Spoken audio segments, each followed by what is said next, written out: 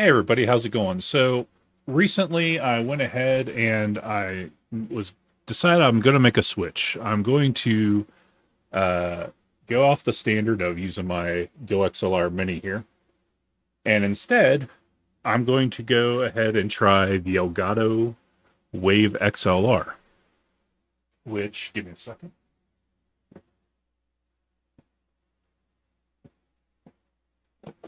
I'm sure you guys are pretty familiar with it, but this is it right here. I've already got it set up on my desk. I apologize, I don't have a camera to show you that on the desk, but it's there. Um, so a couple things. So I have a dual PC setup, right? And looking online, the only information I could ever find was to run it through your capture card on a dual PC setup. Now, I've been doing audio stuff for a while with streaming and everything, so I'm like, I love my dual PC setup. I love separating the loads. I have a decent high end. I have a 12900K in my gaming PC with 64 gigs of DDR5 and a RTX 3080 Ti. So it's more than capable, but not only does it make it to where I have a separate desktop to do the stream so that if my gaming PC were to have a problem and I need to reboot, it doesn't end my stream. Because that was one of the big things, right? Like if your gaming PC crashes or you need to reboot in the middle of streaming, you don't have to stop and start your stream again. So the other problem that you can run into is um, even with a higher end system, some of those AAA games like use a lot of resources, really tax your GPU. New World comes to mind. So that's why I'm on a dual PC set. But moving on from that. So I had a Go XLR Mini. Did it work? Yes, it did. I have a Shure SM7B microphone. I am going to be trying the Elgato DX microphone later, just as a backup microphone. Do have a pod mic as well, but this microphone here is very gain hungry. So I have one of these inline amps. This is the FET head. Um, it works well, but it's hard to get away from this on the Go XLR. And not to mention, I mean, yes, there's the faders and stuff, but I wanted to be able to do more with my routing. Because if you don't use a optical cable into the Go XLR, which I have a HDMI audio extractor uh, switch box, then you can't really control your console volume separately. I mean, you can in OBS, but anyways, I digress. So I'm kind of getting off topic. So basically, like I said, my issue was I have a dual PC setup. Everybody online with with the Wave XLR from Elgato said to use it through your capture card. So the problem for me is I have a 5-port HDMI switch box. And the reason why I have that is because I have a Nintendo Switch, a Series X, and a PS5, plus my computer that I stream from all those. And I also have a retro console thing that I use as well. So that's like 5 devices. So I have used the HDMI switch box for a long time. So the problem is with doing it through a capture card is that's connected to my stream PC, which I have the Elgato HD60X. If I am streaming, like say a console game, I have to go off the PC's. I have to switch the input to not be on the PC, right? It's going instead through the console. So therefore, the HD60X is not seen as an audio source for me to turn on the gaming PC. So the more I thought about it, I looked around YouTube, and there was absolutely nobody at all that was showing you to use the method I use. Now, I've seen this method in the past, and I thought, you know what, it's worth a shot when I got this. So this morning and last night I was starting to hook up things. So basically what I did was from my gaming PC, I got a 3.5 audio cord, 3.5 millimeter. I run that from the line out to the line in on my streaming PC. On the line in on the streaming PC, I have one of these ground loop isolators. This helps reduce any interference that you have since you're going to be running cables from one computer to the other, you're going to be probably more likely passing by powered sources of some device, whether it's your power cord for your PC, it's power cords for other things, it's an outlet, it's a power strip, anything like that. These will help with that. So again, this is connected to the line in on the Stream PC by this cable here. Oops, by this one here. You can also get these with the detachables, but these are pretty popular on Amazon, and they're cheap. I think $10 a pop or something like that. And then the cable going from your line out of your gaming PC connects into the other end. Then you do the reverse, and I'll explain why here in a moment.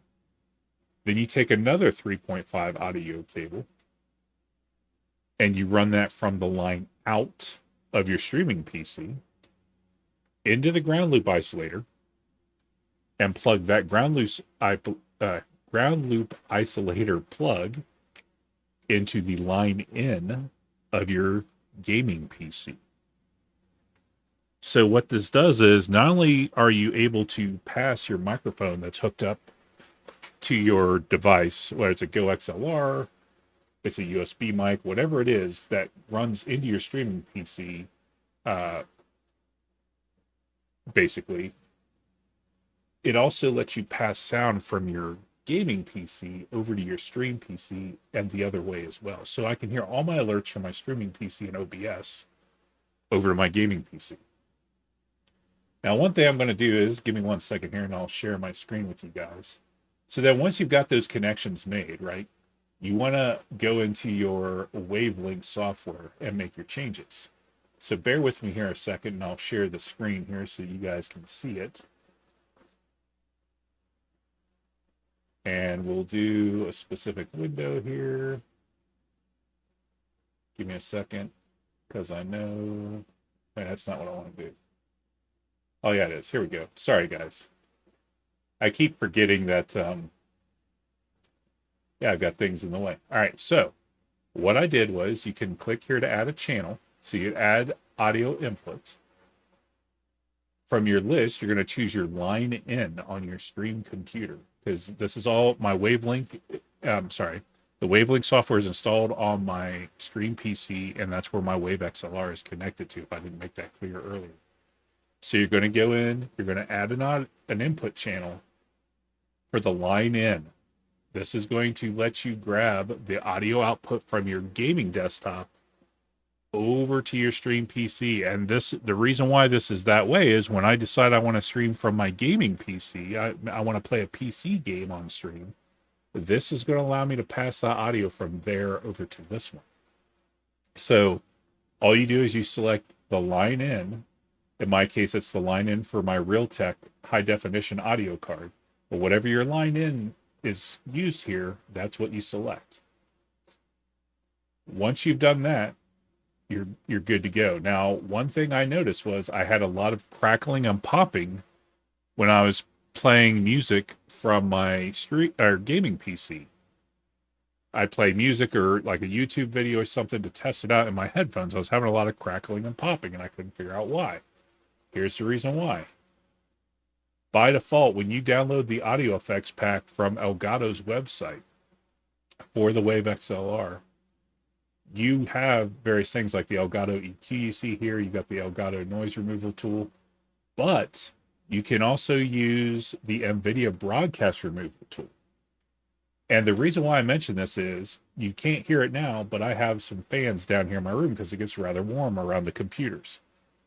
You can't hear the typing error. So originally I was like, well, let me use the NVIDIA broadcast one. So I downloaded the driver for that and used it. And I was trying all kinds of different things. But when I would mute my microphone on the Wave XLR, the cracking and popping stopped. And I couldn't figure out why that was. Well, it turns out that it was the NVIDIA broadcast tool.